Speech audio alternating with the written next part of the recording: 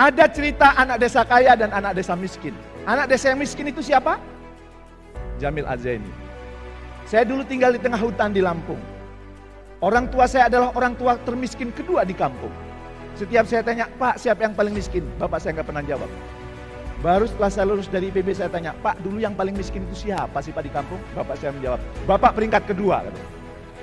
Saya tinggalnya di tengah hutan, kalau mau berangkat sekolah, sepatunya dilepas, diangkat begini. Kenapa? Karena melewati hutan belantara, basah kalau dipakai. Dan kemudian melewati sungai yang tidak ada jembatannya. Miskin, tapi walaupun kami keluarga miskin, orang tua saya punya kebiasaan. Apa?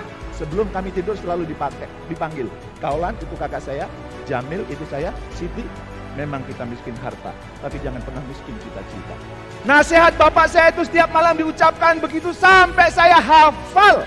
Maka kalau saya membeli buku tulis, halaman depan selalu saya tulis, nama saya Jamil, cita-cita saya insinyur pertanian. Dan ketika kemudian SD, semua anak diminta maju, termasuk saya untuk bacakan cita-cita, saya maju. Nama saya Jamil, cita-cita saya insinyur pertanian. Teman sekelas saya ketawa. Anaknya orang miskin mau jadi seperti, nggak mungkin lah Mel, nggak mungkin. Dan guru saya manggil saya, Jamil, iya bu, kalau punya cita-cita jangan tinggi-tinggi. Itu bagai pungut berindukan bulan. Sampai sekarang saya masih ingat wajah guru saya itu. Dan begitu istirahat saya bilang, saya mau jadi insinyur pertanian. Nggak mungkin lah Mel, nggak mungkin. Yang bilang nggak mungkin saya tonjok. Berdarah. Dan akhirnya dia ngumpulin teman-temannya. Ternyata setelah teman-temannya kumpul, dia mau ngeroyok saya. Tahu saya mau dikeroyok, maka kemudian saya lari. Dan begitu saya lari, salah satu di antara mereka, namanya Wagisan, ngambil bambu dan kemudian dilempar ke saya. Ini ngenai kepala saya. Ini adalah pitak insinyur pertanian. Akhirnya saya diantar pulang sama guru saya, datang ke rumah saya. Sampai rumah saya ceritakan kepada bapak saya. Dan bapak saya tidak menjawab pertanyaan apa-apa. Dia cuma meluk saya. Jamil, kamu mau jadi insinyur pertanian atau tidak? Mereka tidak peduli.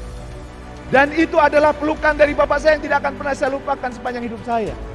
Dia tidak peduli bajunya terkena darah di kepala saya, dia hanya bilang, Mel, buktikan kamu bisa menjadi insinyur pertanian.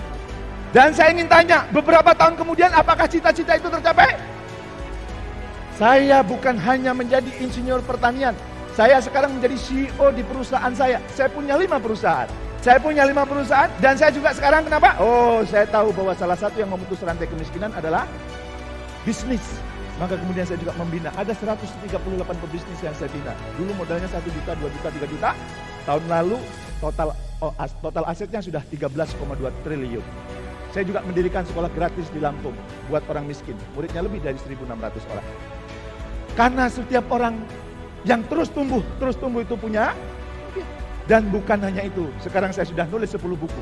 Dan alhamdulillah, orang yang dulu dilecehkan, ternyata bisa menjadi insinyur pertanian.